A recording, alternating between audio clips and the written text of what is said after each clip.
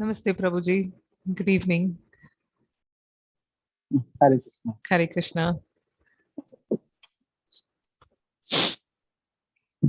हम स्टार्ट करेंगे क्या?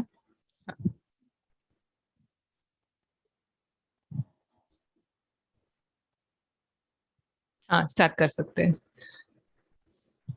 तो सर्वप्रथम सभी भक्तों का हार्दिक स्वागत है आज की इस भगवत गीता कक्षा में।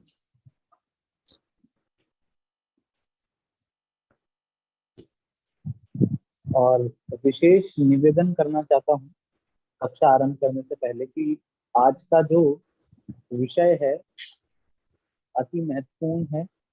आप सभी अच्छे श्रोता हैं, हमेशा से गंभीरता से सुनते आ रहे हैं, किंतु आज जो आपकी गंभीरता का स्तर है उसे उत्कृष्ट बनाने की आवश्यकता है और ध्यान से आप सबको इसका श्रवण करना है।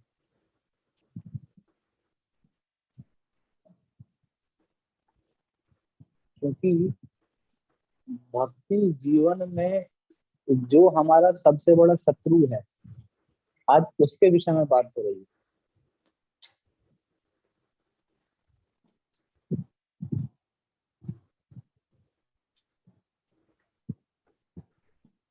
संसार में एक बात कही जाती है, दोस्त के बारे में पता हो या ना पता हो, किंतु शत्रु कितना शक्तिशाली है उसके विषय में हमेशा पता रहना चाहिए, तभी आप उसका सामना कर पाएंगे।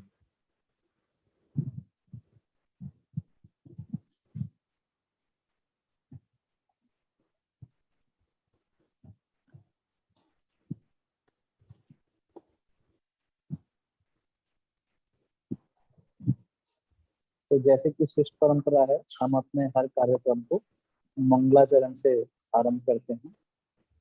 तो हम मंगलाचरण करेंगे। गुरु, वरिष्ठ वैष्णव सबके प्रति अपनी कृतज्ञता व्यक्त करें। ओम अज्ञानतिमिरान्धस्य ज्ञानाञ्जनशलाकया चक्षुरुन्मिलितं येन तस्मै श्रीगुरवे। मैं अज्ञान रूपी अंधकार में पैदा हुआ,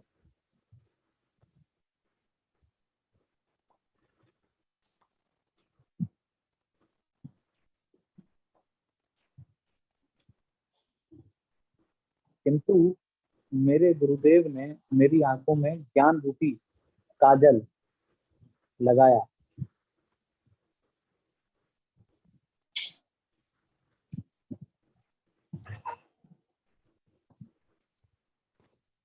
जिसके कारण कि मैं इस संसार को अच्छे से देख पाया। उस काजल लगाने के माध्यम से उन्होंने मुझे आंखें प्रदान की। तो ऐसे गुरुदेव को मैं प्रणाम करता हूँ। जय श्री कृष्ण चैतन्य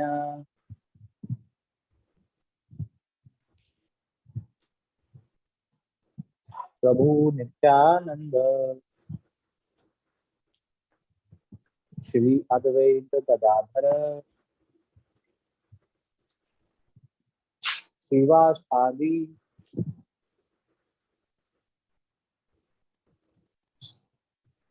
गौर भक्त वृंद।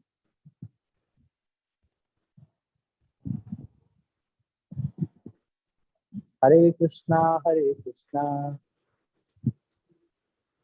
कृष्णा कृष्णा हरे हरे, हरे राम राम राम हरे हरे।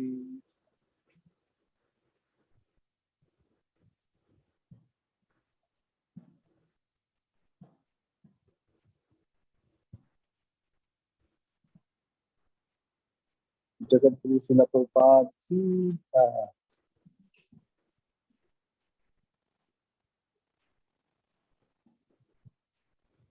वास्तव में हम देखा जाए तो अनेक अनेक शास्त्र पढ़ते हैं, सुनते हैं, भक्ति की अधिक अधिक क्रियाएं करते हैं,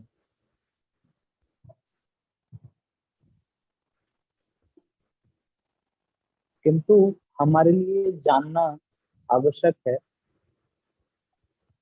कि अगर किसी का उद्धार हो सकता है, किसी को भगवान के प्रेम की प्राप्ति हो सकती है, तो वो मात्र गुरु और वैष्णवों के सेवा करने के माध्यम से ही प्राप्ति हो सकती है।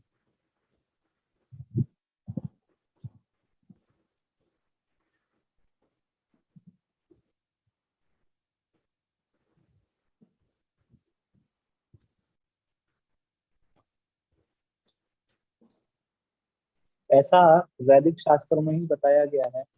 कभी कभी अधिक शास्त्र पढ़ने के कारण, जब हम अधिक शास्त्र पढ़ते हैं, शास्त्रों के विषय में अधिक से अधिक सुनते हैं, तो हमारा भक्ति जीवन में तो विकास होता है, किंतु कभी कभी इन शास्त्रों को पढ़ने से, इन शास्त्रों को सुनने से हमारे अंदर एक अहंकार की भावना भी उत्पन्न होती है। क्या है वो भावना? कि मैं ज्ञानी हूँ, मैं सब कुछ जानता हूँ।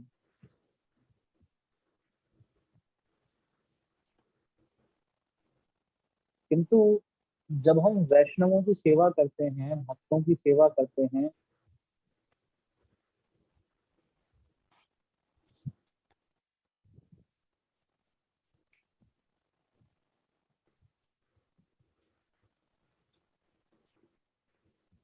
और गुरुदेव की सेवा करते हैं, तो ये जो हमारा मिथ्या अहंकार है, ये वास्तव में दूर हो जाता है। गुरु का काम ही यही है कि वो हमेशा शिष्य को क्या करते हैं? करेक्ट करते हैं, है ना, कि आप गलत कर रहे हो।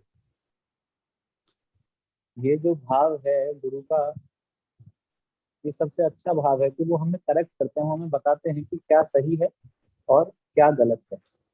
तो इसीलिए आप सभी भक्त जो यहाँ उपस्थित हैं, मेरी उनसे यही प्रार्थना है कि अगर आप वास्तव में इस भक्ति जीवन में विकास करना चाहते हैं, तो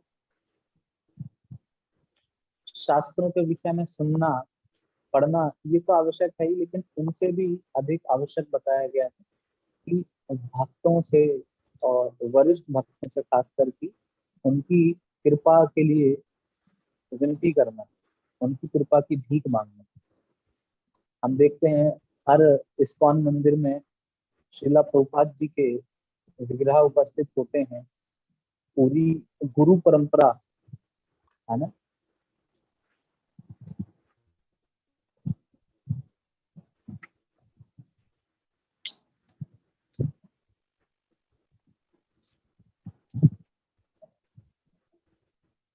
हाँ, इंटरनेट प्रॉब्लम हो गया था, कोई बात हाँ। नहीं। अच्छा, सॉरी।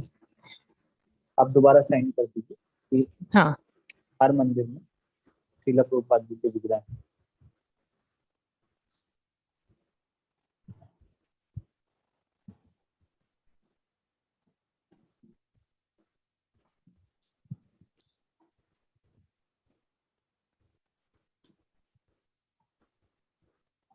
हम देखते हैं मंदिरों में गुरु शिष्य परंपरा है, प्रभुपाद जी के विग्रह हैं, तो हमें उनके समक्ष प्रणाम करके, उनके पास खड़े होके उनसे उनकी कृपा की भीख मांगनी चाहिए। कि वास्तव में हम तो किसी लायक नहीं, है ना, ये सत्य बात है। मैं जो यहाँ बैठ के बोल रहा हूँ भगवत गीता जैसे विषय पे, वास्तव में मैं लायक नहीं हूँ इसके। किंतु क्योंकि हम श्रील प्रभुपाद जी की दी हुई जो पुस्तक है ना, श्रील प्रभुपाद जी ने जो ग्रंथ हमें दिए हैं, उसके माध्यम से जो श्रील प्रभुपाद जी और अन्य आचार्यों ने, वरिष्ठ आचार्यों ने बताया है, वही आपको बताने का प्रयास कर रहे हैं। तो इसीलिए हमें क्या करना है? उन आचार्यों से कृपा भिक्षा करनी है कि आप हमें कृपा कर दीजिए, तब ये ग्रंथ हमें समझ में आए। तो ये अति आवश्यक है ना, ये हमें हमेशा ध्यान रखना।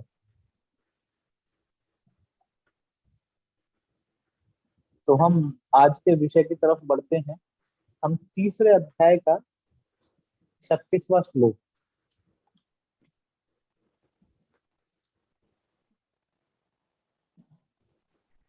चैप्टर 3 36 श्लोक हाँ है जी, ना? हाँ जी। तो इससे पहले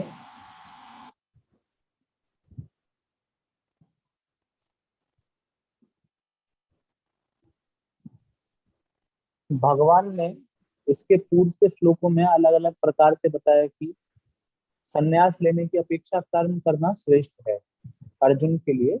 अर्जुन चाहता था कि वो युद्ध भूमि को छोड़ दे और जंगल में जाके एक सन्यासी का आचरण करे।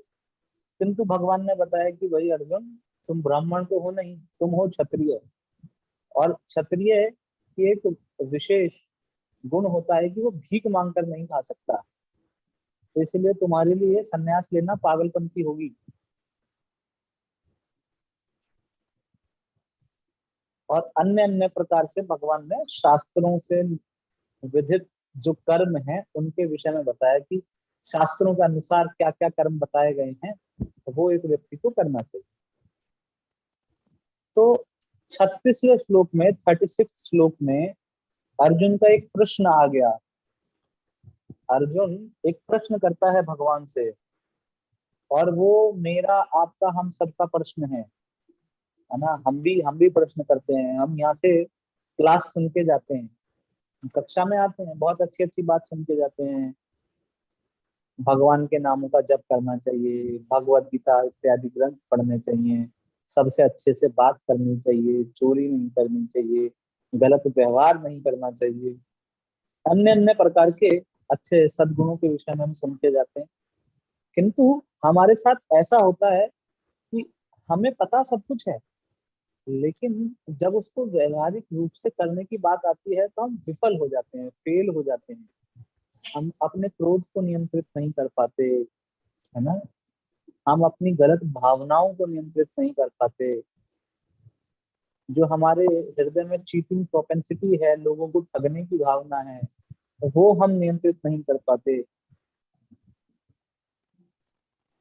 जबकि ऐसा नहीं है कि हमें पता नहीं है, ऐसा नहीं है कि हमें सही और गलत के विषय में नहीं पता है।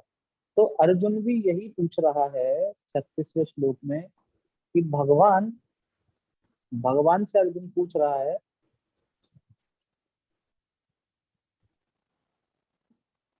अर्जुन पूछता है कि भगवान, कभी कभी ऐसा लगता है कि ना चाहते हुए भी, हम चाहते नहीं हैं, किंतु तब भी होता क्या है कि हम पाप कर्मों के लिए प्रेरित हो जाते हैं। जो पाप है, जो वेदों में निषिद्ध कार्य बताए गए हैं जिनको नहीं करना चाहिए, हम ना चाहते हुए भी, मतलब हम जानते हैं कि सही क्या है, तब भी हम गलत की तरफ प्रवृत्त हो जाते हैं, गलत कार्य कर लेते हैं। और ऐसा लगता है कि बलपूर्वक, फोर्सफुली कोई हमको उस कार्य में लगा रहा है। हम तो नहीं चाहते ऐसा करना, है ना, किंतु ऐसा लगता है कोई जबरदस्ती हमसे करवा रहा है। जैसे बहुत सारे लोग होते हैं, उनको चोरी करने की आदत होती है। बहुत सारे लोग हैं उनको चोरी करने की आदत होती है, और इसके कारण उनको जेल में जाना पड़ता है। और जेल में वो जाते हैं तो उनकी बड़ी पिटाई होती है ना, उनको बहुत दंड दिया जाता है। किंतु देखा जाता है कि समाज में वो जेल से बाहर आते हैं और फिर से चोरी करते हैं, फिर से चोरी कर लेते हैं।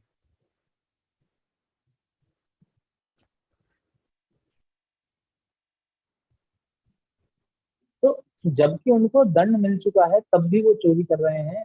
इसका मतलब ये है कि कोई फोर्स है जो उनको चोरी करने के लिए क्या करती है, मजबूर कर रही है ना। कोई वो फोर्स है जो उसको मजबूर कर रही है।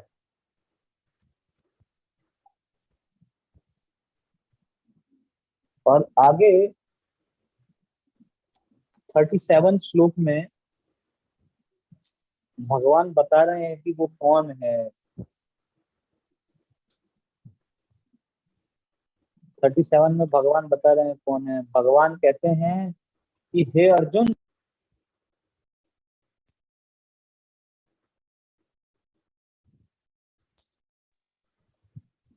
ये जो काम है, काम मतलब लस्ट, है ना, जो हमारे हृदय में लस्ट भरा हुआ है, काम भरा हुआ है, अलग अलग वासनाएं भरी हुई हैं,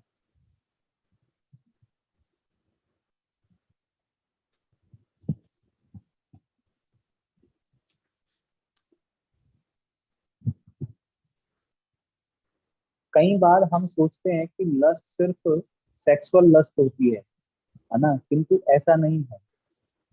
किसी को बहुत गैजेट्स जमा करने के लिए गैजेट्स का एडिक्शन होता है, और वो भी लस्ट हो सकती है ना। किसी को बहुत सारी सुंदर सुंदर कपड़े रखने का लस्ट होता है, एडिक्शन है कि बहुत सुंदर सुंदर बहुत सारा ढेर होना चाहिए, नए नए कपड़े होने चाहिए, तो वो भी एक लस्ट है। कोई जूते इकट्ठा करता है तो वो भी एक तरीके का लस्ट है। किसी को जो है पावर चाहिए, पोजीशन चाहिए, नेम फेम चाहिए, वो भी क्या है, वो भी एक लस्ट है। अलग अलग प्रकार की जो हमारे हृदय में कामनाएं हैं, ये सबको ही भगवान लस्ट बता रहे हैं।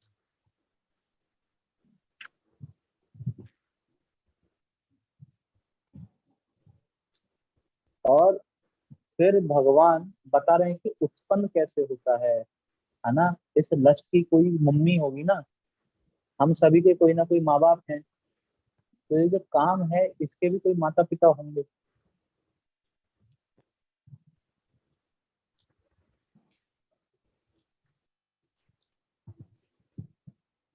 तो भगवान बता रहे हैं ये जो काम है इसका माता कौन है ना, इसको जन्म देने वाला कौन है, इसको जन्म देने वाला है रजोगुण।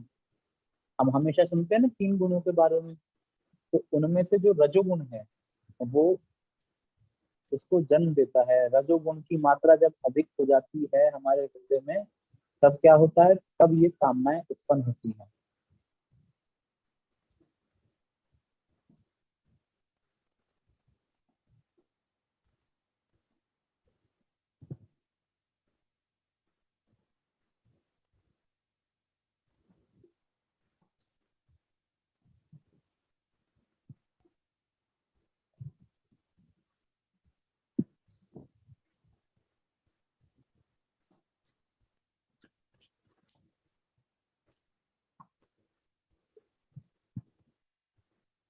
और फिर भगवान बता रहे हैं ये जो काम है, ये जो लस्ट है, बाद में यही क्या बन जाती है, ये क्रोध बन जाती है ना। यही लस्ट जो है क्रोध का रूप धारण कर लेती है। कैसे? जब लस्ट पूरी नहीं होती, जब हमारी कोई कामना पूरी नहीं होती, तो हम सबको क्या आता है, क्रोध आता है।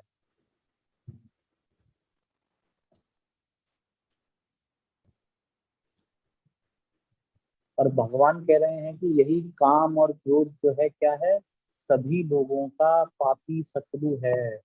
ये बहुत बड़ा पापी है और शत्रु है।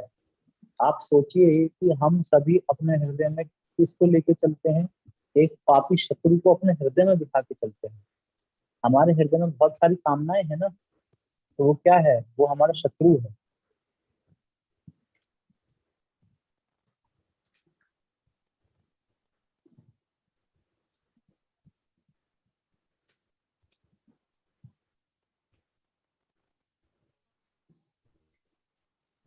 और फिर आप पूछेंगे कि हमको तो दिखाई नहीं देती, तो जो शत्रु है हमें तो नहीं दिखाई दे रहा, है ना। आप कह रहे हैं इतना बड़ा शत्रु है। आप में से कुछ लोग होंगे जो 50 साल के 60 साल के भी होंगे शायद। आप कहेंगे हमें तो 50 साल हुए इस शरीर में रहते रहते, लेकिन हमने तो कभी वो शत्रु देखा नहीं।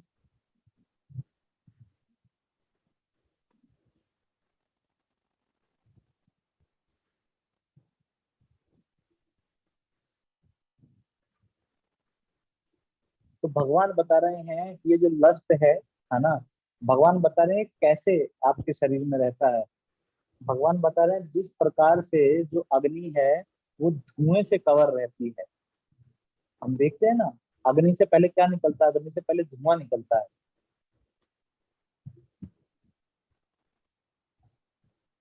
तो अगर कहीं धुआं है तो इसका मतलब ये है कि उसमें अवश्य ही अग्नि भी है।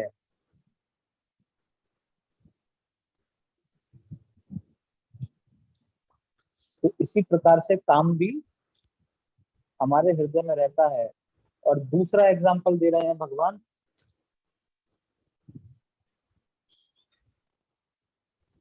जैसे एक दर्पण होता है, मिरर होता है, उस पे क्या चढ़ जाती है, डस्ट चढ़ जाती है। अगर आप अपने घर के शीशे को साफ ना करें तो उस पे क्या होगा, उस पे बहुत सारी धूल जमा हो जाएगी। और धूल होने के कारण क्या होगा, वो शीशे को आप देख नहीं पाएंगे, है ना, उस शीशे को आप नहीं देख पाएंगे। और तीसरा एग्जाम्पल दे रहे हैं भगवान कि जिस प्रकार से एक जो बच्चा होता है माता के गर्भ में, वो क्या रहता है, वो कवर्ड रहता है ना, भ्रूण जो है जिस प्रकार से कवर रहता है। सॉरी, फिर से बताइए ना प्रभु जी, मैंने मिस किया। एक एम्ब्रियो होता है ना माँ के गर्भ में, जब हाँ। बच्चा छोटा होता है, एम्ब्रियो जो है कवर्ड बाय वॉर्म, गर्भाशय से आवृत रहता है, माता के गर्भ में जो गर्भाशय है, एक पिन्नी जैसा जो होता है, उससे आवृत रहता है।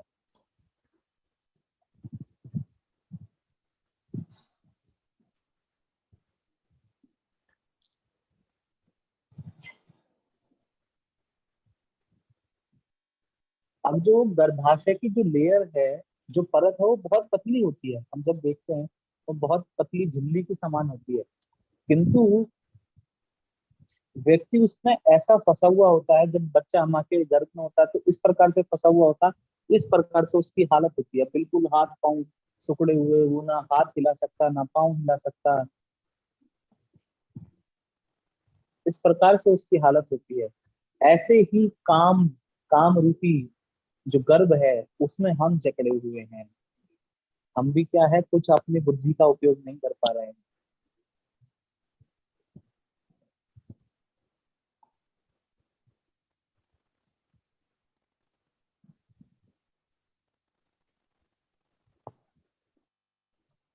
तो इसीलिए हमें भी दिखाई नहीं पड़ रहा है।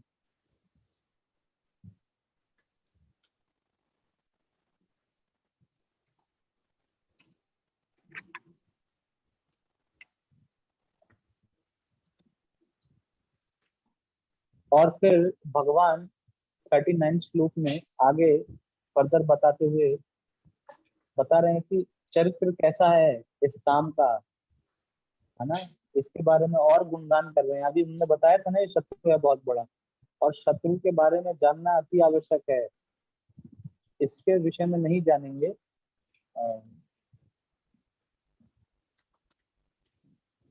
ओहो, मेरा इंटरनेट शायद हाँ, गॉड। थोड़ा सा होगा, देखो मैं दोबारा बता देता हूँ। हम्म। 39 श्लोक में भगवान और इसके बारे में बता रहे हैं। भगवान बताना चाह रहे हैं कि भैया, इस शत्रु को अच्छे से पहचान लो, है ना, तब इसको हराना आसान हो पाएगा। नहीं तो शत्रु के बारे में जानोगे ही नहीं तो उसको हराओगे कैसे।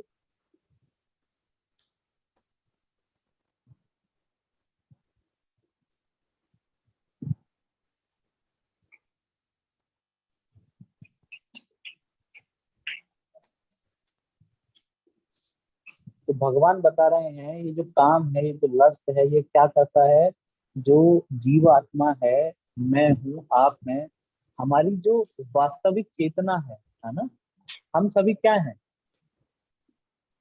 हम सभी जीवात्मा हैं और परमात्मा भगवान श्री कृष्ण के दास हैं। ये जो हमारी कॉन्शियसनेस है, ये हमारी जो वास्तविक चेतना है, इसको कवर कर देता है। ये जो विभिन्न विभिन्न प्रकार की कामनाएं हैं, अपनी इंद्रियों को संतुष्ट करने की जो कामनाएं हैं, ये क्या करती हैं, ये इस भाव को हमेशा दबा के रखती हैं कि मैं क्या हूँ, मैं दास हूँ। कामनाओं के कारण हम क्या समझते हैं, हम समझते हैं मैं मालिक हूँ,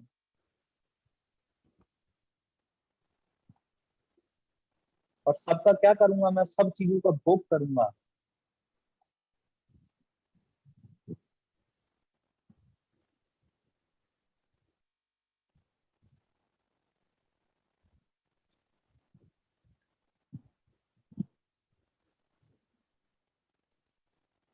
एक उदाहरण देता हूँ, और हो सकता है कुछ कठोर लगे किसी को, तो पहले ही क्षमा मांगता हूँ, बुरा मत मानिएगा।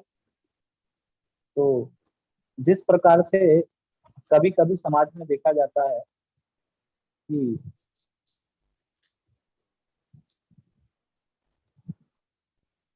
ओहो बाप रे, सबको मेरा, अच्छा मैं दूसरा नेटवर्क पे जुड़ जाती हूँ।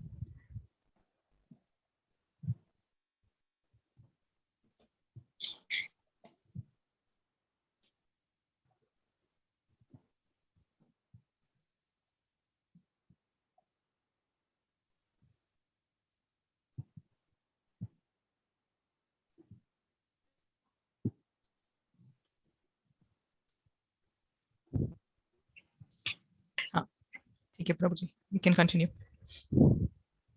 तो भगवान 39वें श्लोक में बता, हम ये बात कर रहे थे कि उदाहरण बता रहा था मैं। तो समाज में कभी कभी देखा जाता है, कभी कभी क्या, आजकल तो बहुत आमूमन तौर पे देखा जा सकता है कि जो पुरुष हैं वो किसी भी स्त्री को देखते हैं तो उनके मन में क्या भाव आता है कि मुझे इसका भोग करना चाहिए, है ना, मुझे इसके साथ सोना है। ये भाव उसके हृदय में आता है, किसी भी स्त्री को देखता है, चाहे वो जो स्त्री है, चाहे वो विवाहिता हो, चाहे जो है छोटी बच्ची हो। हम देख रहे हैं कि बलात्कार जो है ना, बलात्कार जैसे अपराध बढ़ते जा रहे हैं, छोटे छोटे बच्चों के साथ जो है घिनौना घिनौना लोग जो है कार्य करते हैं। तो ये किस कारण से है? ये यही काम है ना, जो ऐसी बुद्धि दे रहा है कि सब सबका भोग मेरे को करना है। इसी प्रकार से अभी तो कम से कम भारत में ऐसी स्थिति नहीं है, लेकिन कभी कभी हम ऐसा पढ़ते हैं बाहर के देशों में कि जो टीचर्स हैं, जो कि स्त्री हैं, वो अपने से छोटे लड़कों के साथ गलत कार्य कर रहे हैं, है ना, खुद से जान के। तो काम की भावना इतनी है कि छोटा लड़का है तो उसको भोगना चाहती हैं वो, और वो फिर उनके ऊपर केसेस चलते हैं, है ना, रेप केसेस चल रहे हैं। ऐसे ही फिर क्या होता है, हम देखते हैं कि हम बाजार में जाते हैं तो किसी भी वस्तु को देखते हैं तो ऐसा मन में आता है इसको खरीद लें। अच्छी गाड़ी देखते हैं तो हमारे मन में आता है इसको खरीद लेना। और क्योंकि मेरी भी शादी हो चुकी है, मैं देखता हूँ मेरी भी पत्नी बाजार जाती है तो वो भी देख के कहती है ये भी ले लो, वो भी ले लो। माताओं माताओं में विशेष गुण है। स्त्री का एक मतलब ही ये है विस्तार, जो विस्तार कर दे वो स्त्री है।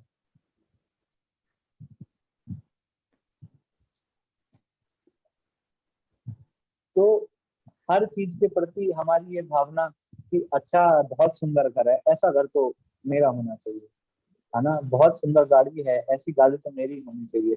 अरे इनकी ड्रेस देखो ये बड़ी सुंदर है, ऐसी तो मेरी होनी चाहिए।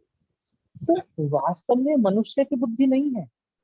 अगर आप सोच रहे हैं ऐसी भावना को हृदय में रखिए कि मनुष्य की बुद्धि है, तो ये मनुष्य की बुद्धि नहीं है।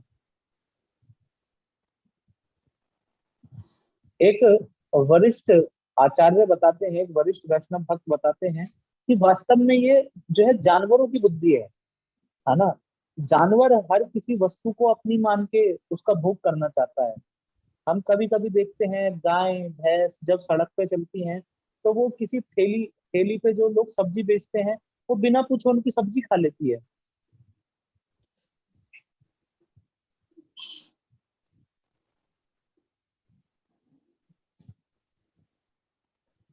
क्योंकि उसमें ये भावना नहीं है कि मेरे लिए क्या रखा गया है ना। ये मेरा कोटा नहीं है,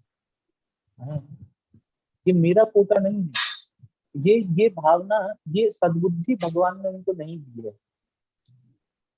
जो जानवरों का शरीर है उसमें ये बुद्धि नहीं दी गई है कि क्या मेरा है और क्या पराया है।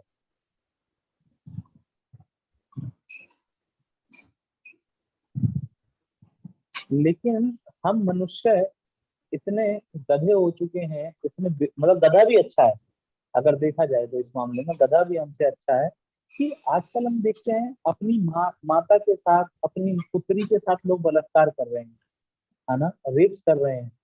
तो वो कौन सी बुद्धि है? ऐसा ऐसा जानवरों के समाज में भी नहीं देखा जाता।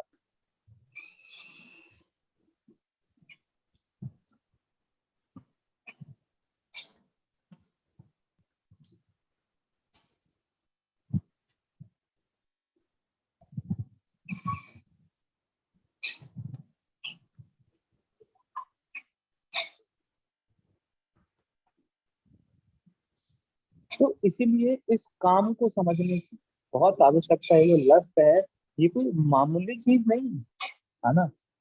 हम इसको पढ़ते पढ़ते बस ऐसा पढ़ सकते हैं कि अच्छा काम है, भगवान ने बता दिया ऐसा है वैसा है। तो लेकिन ये इतनी साधारण चीज नहीं है ना, इसको समझने की बहुत आवश्यकता है। और ये ही काम, जो ये लस्ट है, ये ही आपके जितने भी संसार के अंदर दुख है है ना। ये लस्ट ही केवल और केवल जो है समस्या का कारण है। इसके अलावा इस संसार में दुख का कारण कुछ नहीं है। ये जो अन्य अन्य प्रकार की कामनाएं हैं, अच्छा खाने की कामना है, अच्छा भोगने की कामना है, अच्छा पहनने की कामना है, ये कामना ही केवल और केवल क्या है, इन सारी समस्याओं का कारण।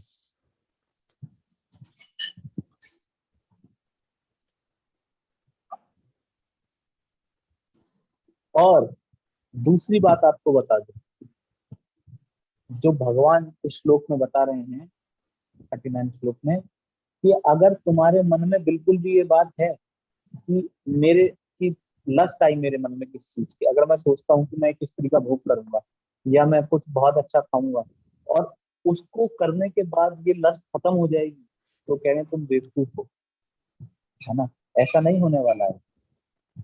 भगवान यहाँ पे एक उदाहरण दे रहे हैं, काम को अग्नि से जोड़कर बता रहे हैं। भगवान कह रहे हैं कि ये काम जो है किसकी तरह है, अग्नि की तरह है। और जो कामना को पूर्ण करने की जो इच्छा है वो अग्नि में घी डालने के समान है। क्या अग्नि अग्नि में घी डालने से, ईंधन डालने से, पेट्रोल इत्यादि डालने से क्या अग्नि बंद हो जाती है? आप बताइए मुझे।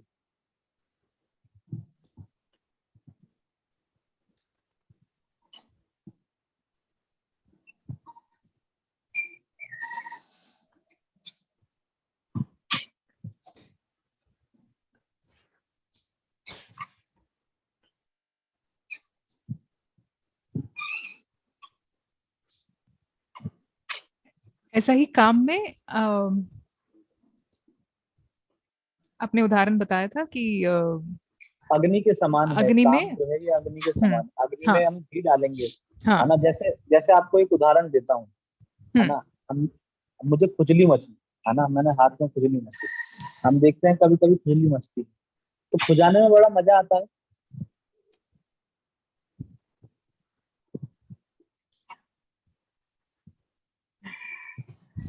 लेकिन कभी कभी हम देखते हैं वो खुजाते खुजाते खुजाते खुजाते, खुजाने में तो आनंद आ रहा है, खुजली बंद नहीं हो रही, है ना। और खुजाते खुजाते जख्म हो जाता है।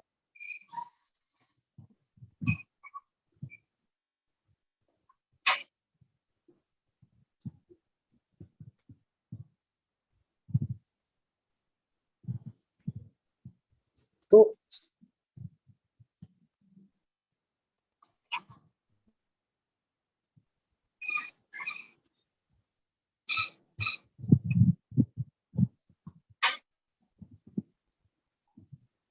तो हम्म।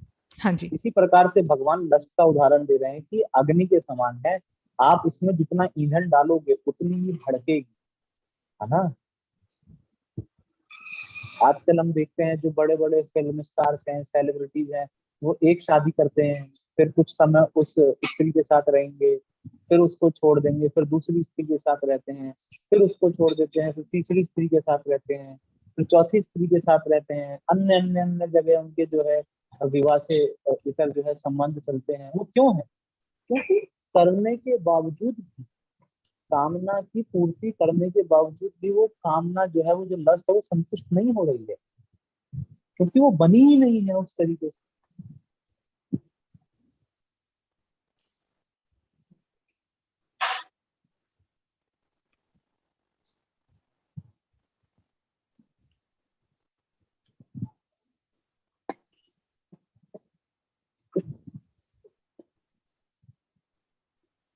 तो आप कहेंगे प्रभु जी इतना इतना बता रहे हैं, इतना डांट रहे हैं, हम इतने सारी चीजें गलत कर रहे हैं, लेकिन फिर करें क्या? क्या भूख लगे तो रोटी ना खाऊं? भूख लगे तो रोटी ना खाऊं? नींद आए तो सोऊं नहीं?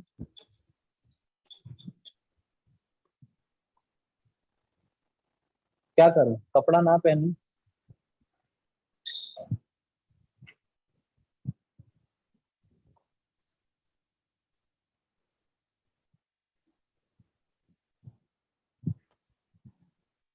तो इसका सर्वसाधारण उपाय यही है कि हमें, हम जीरो तो नहीं कर सकते हर चीज को, लेकिन हमको नियम में जो है चलना पड़ेगा।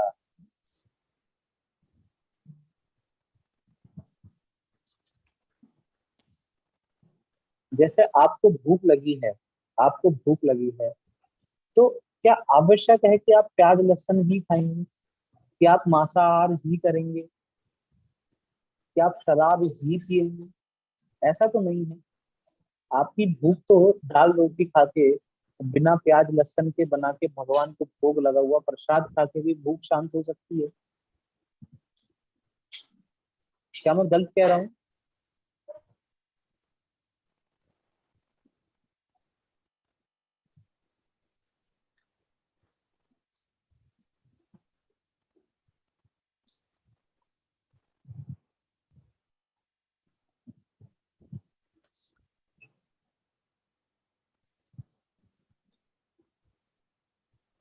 नहीं नहीं, बिल्कुल नहीं।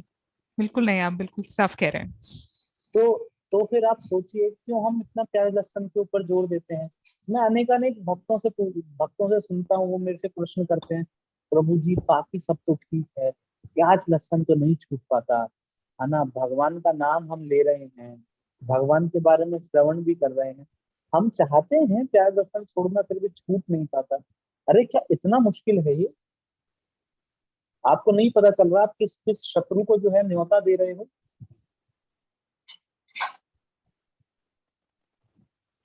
तो आपको चीजों को बंद नहीं करना है, उनको संयमित करना है। ये जो भक्ति का जीवन है, ये एक संयम का जीवन है ना। हम नहीं कह रहे कि आप खाना मत खाइए, आप बहुत अच्छा अच्छा खाना खाइए, लेकिन उसके अंदर कुछ नियम बताए गए हैं कि प्याज लहसुन मत खाइए, बासी खाना मत खाइए। कभी कभी हम देखते हैं बहुत बासी खाना खा लेते हैं, एक दिन रखा हुआ खाना है, 2 दिन रखा हुआ खाना है। नहीं, बासी खाने को नहीं खाना है। सोने के बारे में बताया कि आप सोना कैसे छोड़ेंगे। सोना हम बंद तो नहीं कर सकते, लेकिन हम उसको रेगुलेट तो कर सकते हैं, संयमित तो कर सकते हैं। हम ऐसा, जो मेटेरियल साइंस है, जो भौतिक विज्ञान है, भौतिक विज्ञान भी कहता है कि एक जो है स्वस्थ व्यक्ति को 6 से 8 घंटे के बीच की नींद जो है बहुत है ना। 6 घंटा भी जो है बहुत है, लेकिन अगर 8 घंटा भी तो सोए तो मोर देन इनफ है वो तो, है ना। मैक्सिमम 8 और मिनिमम 6 बोलता है। तो क्या आप 12 बजे ही सोएंगे? क्या आवश्यक है कि आप 12 बजे ही सोएं और फिर सुबह बहाना बनाएं कि प्रभु जी मैं तो लेट सोया था, मैं लेट उठा हूँ, मेरी माला नहीं हुई, मैं बहुत ज्यादा भगवान के लिए कुछ कर नहीं पाया, मेरे पास समय नहीं है? तो क्या बहाना बनाना आवश्यक है? आसान बात तो यह है कि हम 10 बजे सोएं और प्रयास करें कि 4 से लेकर 6 बजे के बीच में हम जो है उठ जाएं।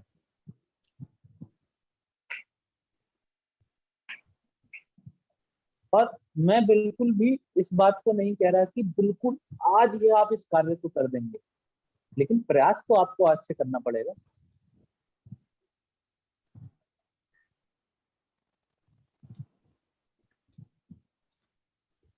तब तभी तो आप इस काम को संयमित कर पाएंगे। तो इसीलिए जो भी ऐसे कार्य हैं जिनको छोड़ देना चाहिए, बिल्कुल छोड़ देना। कुछ कुछ कार्य तो ऐसे हैं, मांस मदिरा प्याज लहसुन, खाना, जुआ, अवैध स्त्री संग, ये कार्य तो ऐसे इनको बिल्कुल छोड़ देना चाहिए। अब हम सभी जानते हैं कि मनुष्य के शरीर, मनुष्य का जितने भी प्रकार के जीव हैं संसार में, सभी का धर्म है, धर्म मान लीजिए या नेसेसिटी मान लीजिए, कि वो संभोग करते ही करते हैं। हम सब जो है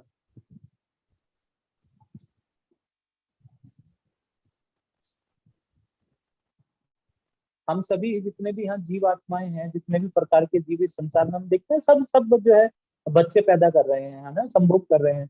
लेकिन अब कितना कितना संभोग करेंगे आप?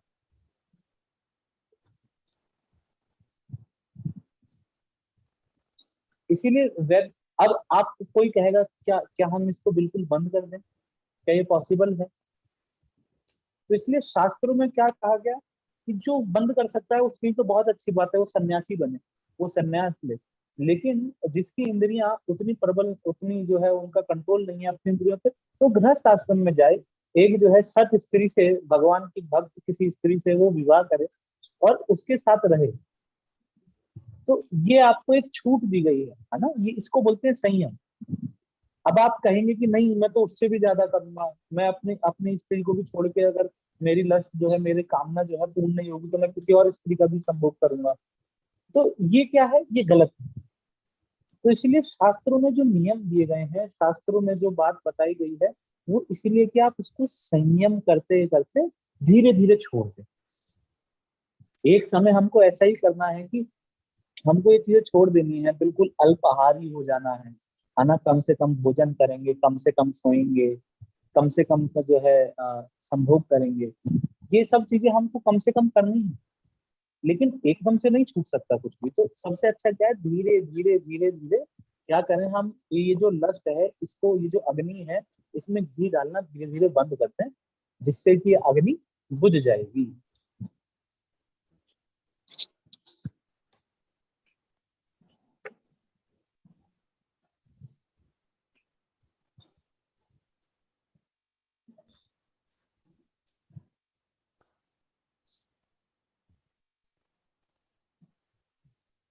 तो मैं पुनः सबसे क्षमा चाहूंगा। कौन सर से, सॉरी। तो आपका फिर नेट चला गया था। तो मैं अच्छा, दोबारा सॉरी। सबसे हाँ। सबसे क्षमा चाहूंगा, क्योंकि हाँ जी। विषय विषय की जो है, हाँ, जो आज का विषय है उसकी डिमांड ऐसी है कि मुझे इतना कठोर बोलना पड़ रहा है ना। तो आप सभी, मैं आप सबके बालक के समान हूँ, तो मुझे क्षमा भी कीजिएगा।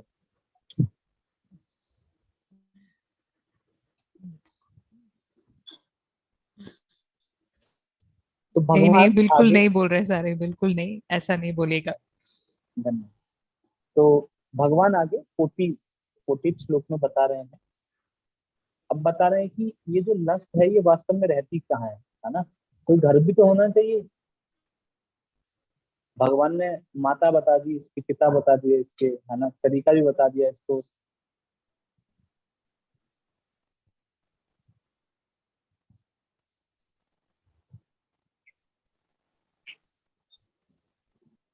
ये ठीक चल रहा है। ठीक चल रहा है, अच्छा, हाँ जी। ओके। हम्म। तो 40 श्लोक में भगवान बता रहे हैं कि इसका घर कहाँ पे है। ये हमारे शरीर में रहता तो है, लेकिन रहता कहाँ पे है ना।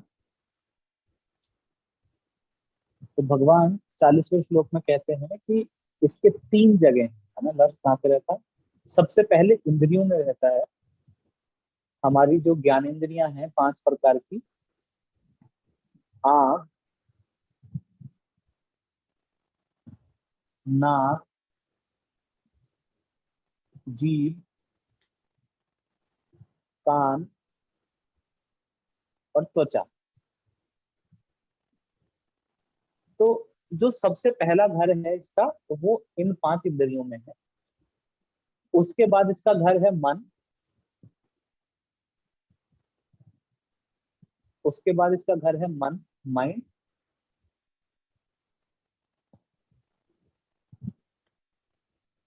और फिर इसका तीसरा घर है इंद्रियां, इंद्रियां सॉरी, बुद्धि, इंटेलिजेंस।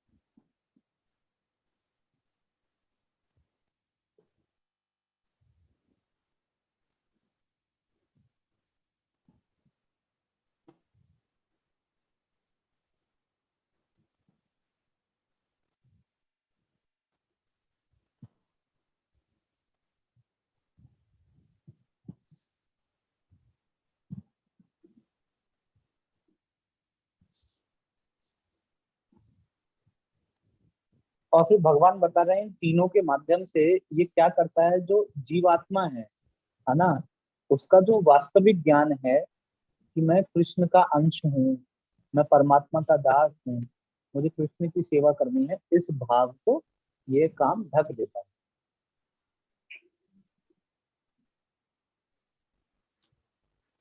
मेरा इंटरनेट। एक मिनट में दरवाजा खोल के आती हूँ, शायद हाँ उससे जी, हाँ जी। कुछ हाँ। नहीं पड़ेगा, कुछ फर्क तो पड़ेगा।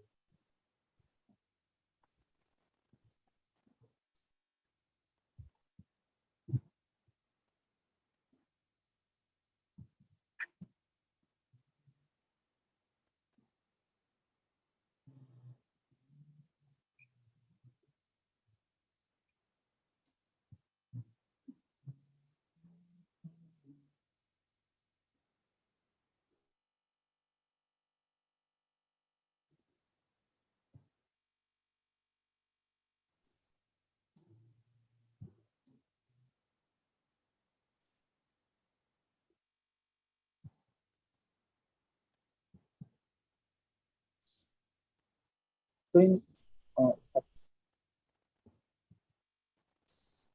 इन तीनों के माध्यम से जो लस्ट है, ये जो जीवात्मा है, उसके जो असली भाव है उसका, है ना, मैं कृष्ण का दास हूँ और मैं कृष्ण का अंश हूँ, इस बात को भूल जाता है।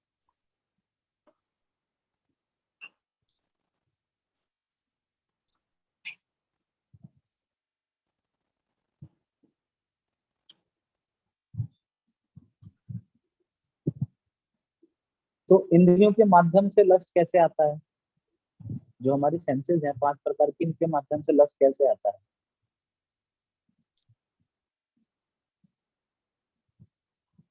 जैसे हम देखते हैं, हम आंख से देखते हैं ना, और विज्ञापन लगे रहते हैं बहुत सुंदर सुंदर,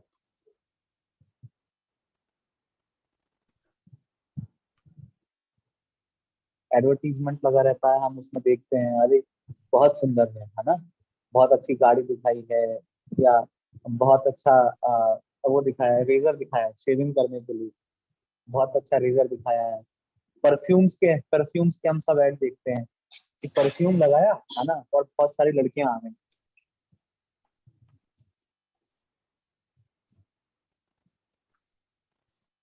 तो तो वास्तव में क्या हो रहा है, ये आंख के माध्यम से लस्ट एंटर कर रही है ना, जो काम है वो आंख के माध्यम से एंटर कर गई, और मन में क्या हुआ, मन में उसकी एक इमेज क्रिएट हो गई, ओह यही परफ्यूम लाऊंगा कल, है ना, यही परफ्यूम लाऊंगा। और अब इंटेलिजेंस जो है, जो हमारी बुद्धि है, वो कैसे कार्य करेगी?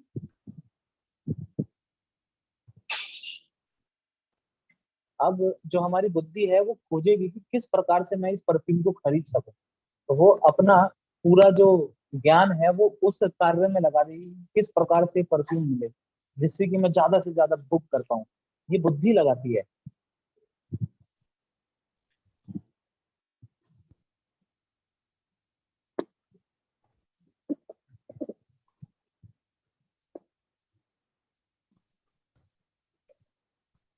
इसी प्रकार से ही हमारे कान हैं,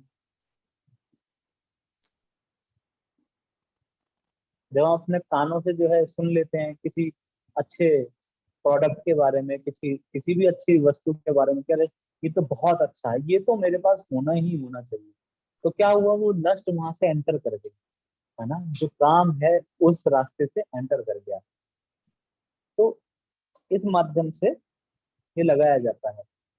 और जब ये काम मन में घर कर जाता है, क्योंकि आपने देखा और सुना तो एक बार, आपने देखा सुना तो एक बार, लेकिन अब काम क्या है, अब काम मन के अंदर घुस गया है ना।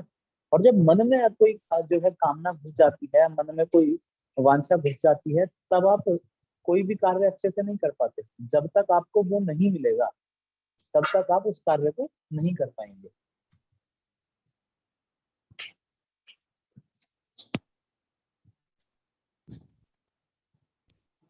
क्योंकि मन क्या है, एक बालक के समान है। मन को एक बालक की तरह बताया गया है ना। हम देखते हैं कि कोई बालक अगर गुस्सा हो जाए, अगर किसी चीज के पीछे वो पड़ जाए कि मुझे ये चाहिए ही चाहिए, तब वो बहुत रोएगा, बहुत परेशान होगा, आप उसकी पिटाई कर दीजिए।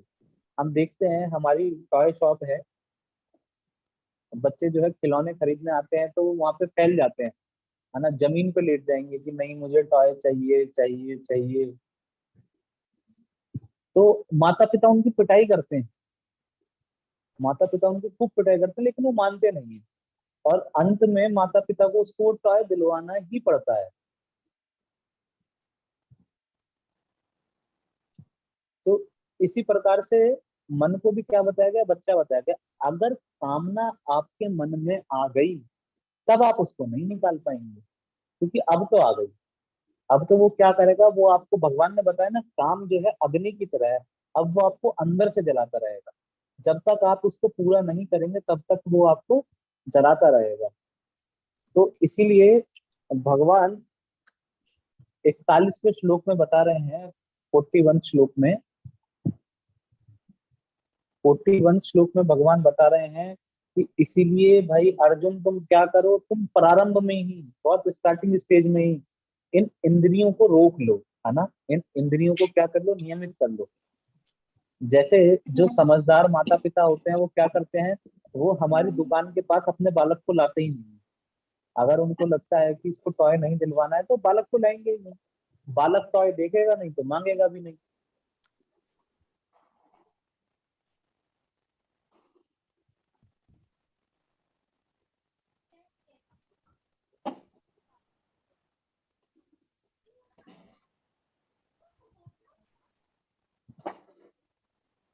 एक व्यापार व्यापारियों के मध्य में एक कहावत है, जो दिखता है वही बिकता है। व्यापारियों के मध्य में एक कहावत है, जो दिखता है वही बिकता है। इसलिए हम देखते हैं बहुत बड़े बड़े शोरूम्स होते हैं, बहुत अच्छे से जो है उनमें वस्तुओं को लगाया जाता है, सजाया जाता है, खूब लाइट्स लगाई जाती हैं, तभी जाके हम वहाँ पे खरीदारी करते हैं ना।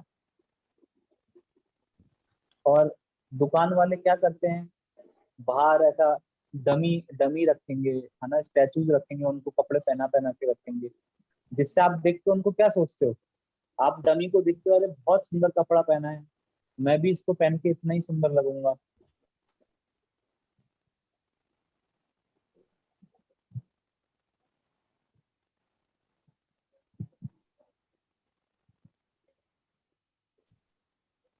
तो इसलिए भगवान कह रहे हैं कि भाई प्रारंभ में ही अपनी इंद्रियों को रोक दो, है ना।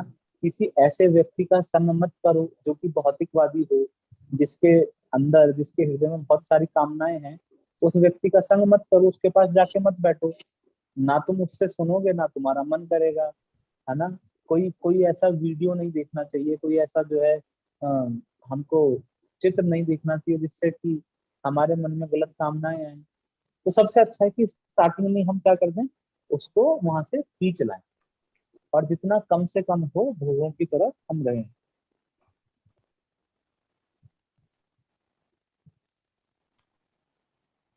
और भगवान यहाँ 41वें श्लोक में जो लस्ट है उसको कह रहे हैं कि ये ज्ञान और विज्ञान का क्या है, विनाश करता है। ये आपकी जो बुद्धि है, जो आप यहाँ से सीख के जा रहे हो, है ना, जैसे अभी हमने बहुत सारा क्लास लिया, ठीक, आपको पता है कि अच्छा ऐसा नहीं करना है, आगे से हमको ध्यान रखना है। लेकिन जैसे ही आप क्लास बंद करेंगे और आपके सामने एक रसगुल्ला आएगा, आपके सामने एक रसगुल्ला आएगा, और आप क्या करेंगे, आप सारी सारी क्लास भूल जाएंगे।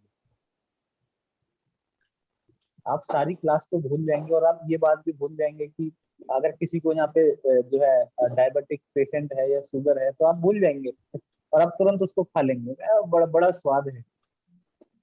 तो इसीलिए जो आप यहाँ पे इतना 1 घंटा ज्ञान लेके जा रहे हैं उसको भी आप भूल जाएंगे।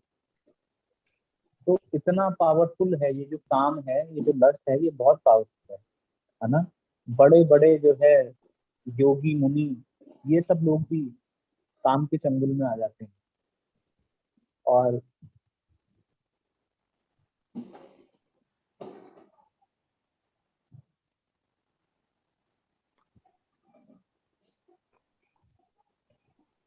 तो इसलिए सबसे अच्छा है कि हम आरंभ में ही अपनी इंद्रियों को वहां तक जाने ना दें।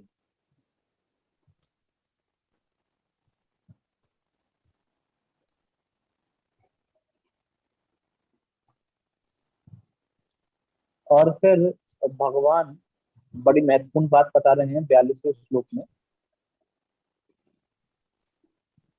कि जो मृत वस्तुएं हैं, मृत वस्तुएं जिनमें जीवन नहीं है, उनकी अपेक्षा जो इंद्रियां हैं वो श्रेष्ठ है ना।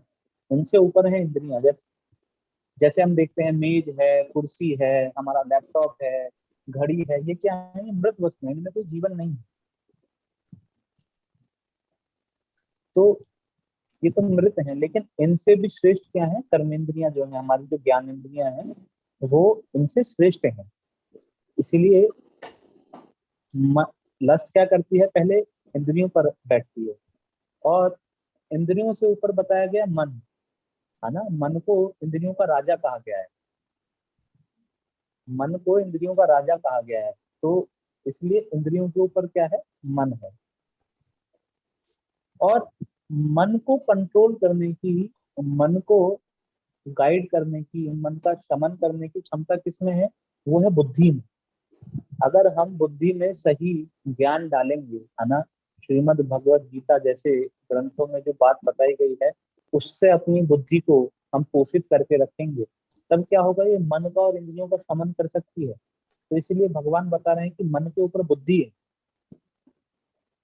तो आप बजाय इसके कि कैसे अधिक से अधिक भोग प्राप्त किए जाएं, बुद्धि को वहां लगाने के बजाय हमें क्या करना चाहिए? भगवान के बारे में अधिक से अधिक सुनना और पढ़ना चाहिए, जिससे कि बुद्धि में भगवत ज्ञान, है ना, भौतिक ज्ञान के बजाय हमारी बुद्धि में भगवत ज्ञान होना चाहिए, जिससे कि ज्यादा से ज्यादा हम भगवान के प्रति आसक्त हो सके। और उससे क्या होगा? ये मन का शमन किया जा सकता है।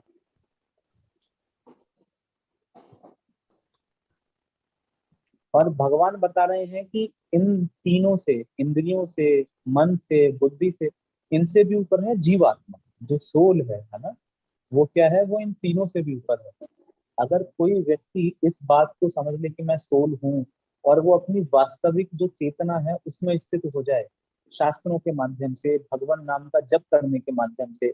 भगवान नाम का जो जप है, उसको सबसे महत्वपूर्ण साधन बताया गया है अपनी जो वास्तविक चेतना है, जो आत्मा की चेतना है, उसको जागृत करने के लिए।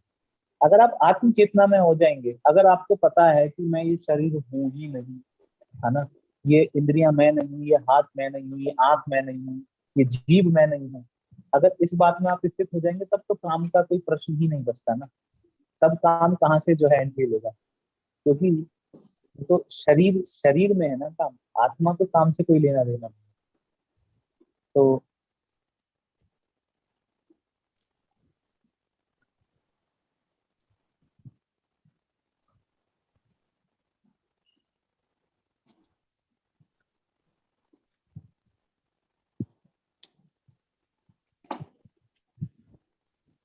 तो इस प्रकार से हमें क्या करना है? आज का मैं कंक्लूड करूं तो, कि इस काम को जीतने का यही साधन है कि हम अधिक से अधिक बुद्धि को स्ट्रांग करें, भगवान के बारे में सुन के, भगवान के बारे में पढ़ के, है ना, और अधिक से अधिक नाम जप करें, हरि नाम का हम जप करें, जिससे कि जो हमारी वास्तविक चेतना है, जो आत्मा की चेतना है ना, आत्मा के लिए दो ही फूड हैं। आप शरीर को तो खाना खिलाते हैं अलग अलग प्रकार का, लेकिन आत्मा के लिए दो ही प्रकार का खाना समझिए आप, है ना। एक तो भगवान का नाम, और एक भगवान की कथा। भगवान ने जो कहा, भगवान ने जो किया, उसके विषय में सुनना, और भगवान नाम का जो है स्मरण करना। ये ही दो जो है आत्मा का वास्तव में खाना है।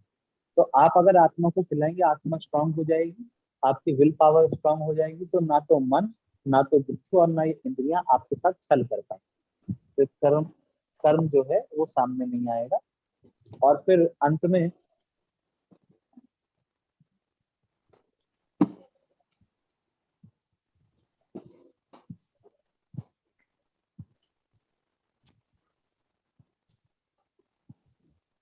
43वें श्लोक में भगवान जो है अर्जुन को कह रहे हैं कि भाई इस रूप से तुम क्या करो, इस काम का जो है शमन कर दो, इस काम को हरा दो, है ना। ये जो दुर्जय शत्रु है, दुर्जय कह रहे हैं जिसको जीता जाना बहुत मुश्किल है, ये जो शत्रु है, काम रूपी शत्रु है, इसको जीतना बहुत आसान नहीं है, इसको जीतना बहुत मुश्किल है। लेकिन तुम क्या करो? इंद्रियों, मन तथा बुद्धि से अपने आप को क्या करो? अलग जानो। इस बात को समझ लो कि मैं ये मन नहीं हूँ, मैं ये जो है बुद्धि नहीं हूँ, मैं ये पांच जो है ज्ञान इंद्रियां नहीं हूँ। इस बात को समझो, और क्या करो, अपने आप को कृष्ण भावनामृत में लगाओ और इस शत्रु का नाश कर दो। तो हम सभी एक साथ बोलेंगे,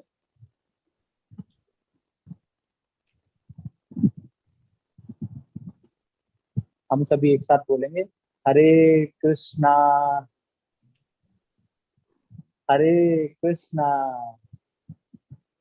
कृष्णा कृष्णा, हरे हरे, हरे राम, हरे राम, राम राम, हरे हरे। जगत गुरु श्रीला प्रभुपाद की जय। तो ये जो तीसरा अध्याय है आज यहाँ पे ये समाप्त हो चुका है। अगर हमारे पास कुछ समय है, कोई कुछ कहना चाहता है, समीर प्रभु हमारे हमारे साथ हैं, गणेश प्रभु, तो कृपया कह सकते हैं। हरे कृष्ण।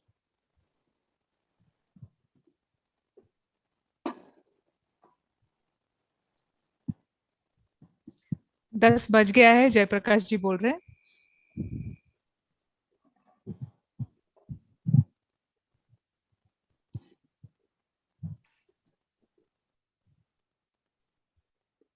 अच्छा, कविता जी आए हैं।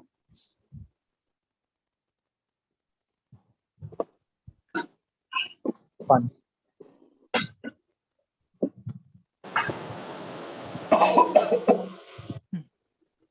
हरे कृष्णा प्रभु जी।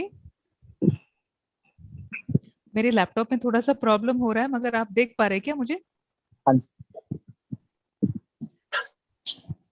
बहुत बहुत थैंक यू कहना चाहती हूँ मैं आपको प्रभु जी। बहुत बहुत थैंक यू कहना चाहती हूँ। हार्टफेल्ट थैंक्स है मेरा आपके लिए। ये सारे जो पॉइंट्स हैं आप माया के बारे में जो बताए हैं, मुझे वो समझ में आ रहा है। जैसे अभी टीवी के जो एड्स निकलते हैं, ये टीवी टीवी के माध्यम से जो एड्स या जो भी निकलते हैं, वो सारा माया ही है ना? वही इन्फ्लुएंस करते हैं ना हमको? 100% ये काम के एजेंट्स हैं, ये काम के एजेंट्स हैं, है ना। अलग अलग प्रकार की मूवीज, सीरियल्स, एड्स के एजेंट हैं सब, है ना। ये आपको ठगने के लिए आए हैं, आपका समय ले जाएंगे, आपका पैसा ले जाएंगे, आपका जीवन ले जाएंगे, और आपको यहीं जो है बांधे रखेंगे इस जेल में।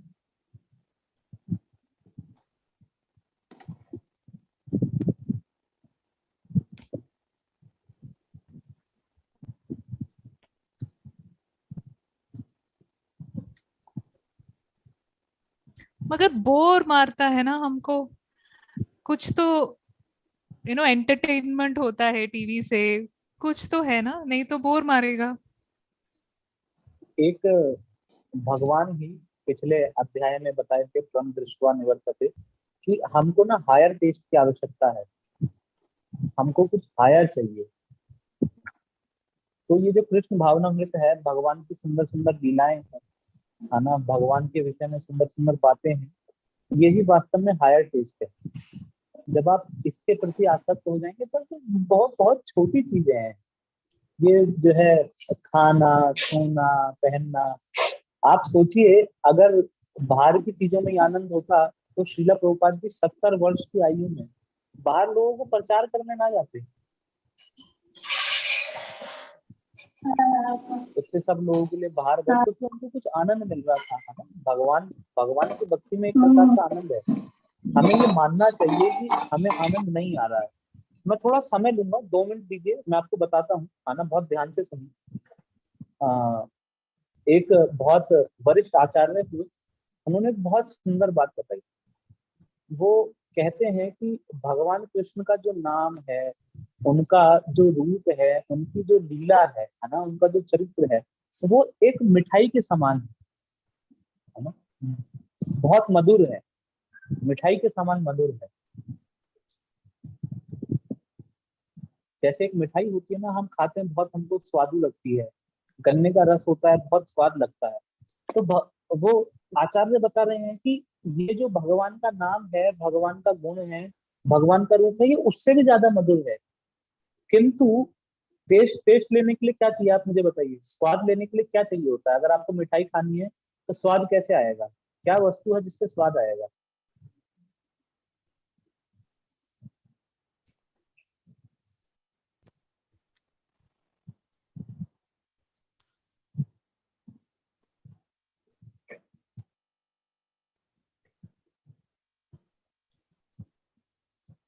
तो जीभ के माध्यम से स्वाद आता है ना? कोई भी चीज का हमें स्वाद चाहिए, नमकीन है, खट्टा है, मीठा है, तो जब तक जीभ काम नहीं करेगी तो उसका स्वाद नहीं आएगा। अच्छा, वो एक बात बताइए, क्या आप में से किसी को पीलिया हुआ है? जॉइंडिस, जॉइंडिस जिसको बोलते हैं पीलिया, पूरा पूरा शरीर पीला पड़ जाता है, किसी को हुआ है?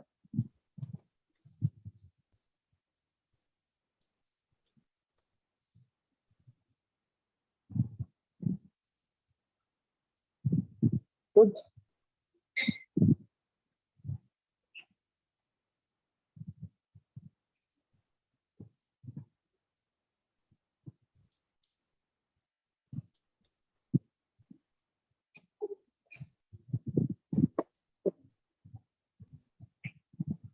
हाँ, जयप्रकाश जी बोल रहे हैं, हाँ मेरे को हाँ, एक बार हुआ किसी है। किसी को हुआ। किसी किसी तो को हुआ है।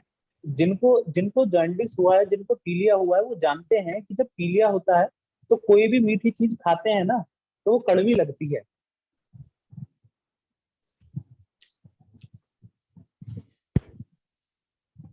कड़वा लगता है ना? तो इसी प्रकार से हमको भी क्या हुआ है, हमको पीलिया हुआ है, हमको अज्ञान रूपी पीलिया हुआ है ना? हमको अज्ञान रूपी पीलिया हुआ है, और हमारी जीभ जो है ना, उस पीलिया के कारण, उस पीलिया के कारण क्या नहीं कर पा रही है? वो जो स्वाद है, भगवान की लीलाओं का जो स्वाद है, भगवान की जो नामों का स्वाद है, भगवान का रूप का स्वाद है, वो हम नहीं ले पा रहे। हमें पीलिया हुआ है, अज्ञान का पीलिया हुआ है।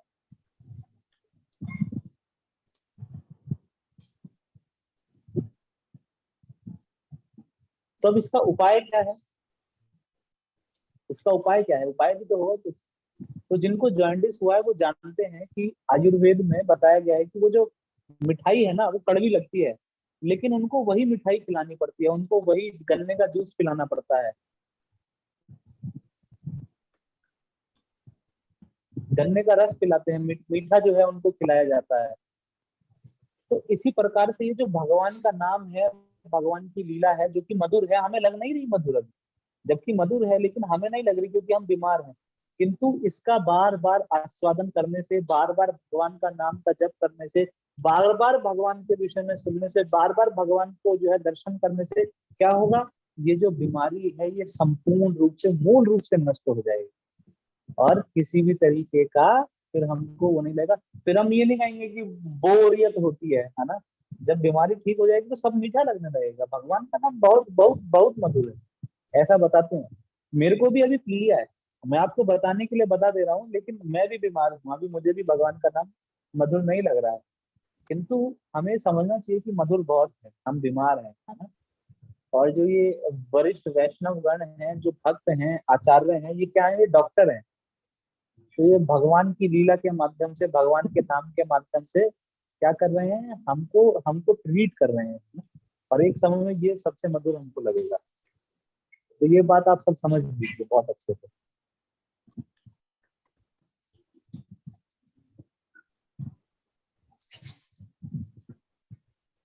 हाँ जी, बिल्कुल, thank you so much.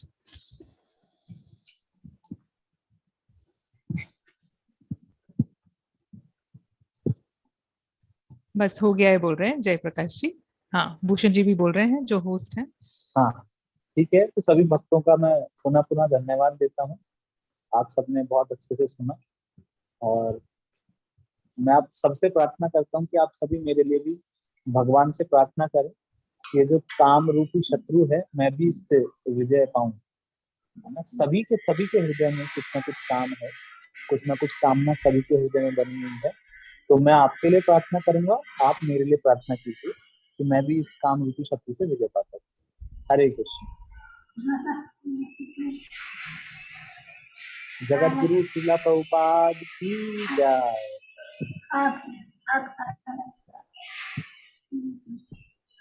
Thank you Nita माता जी। थैंक यू प्रभु ji, thank you. Hare Hare.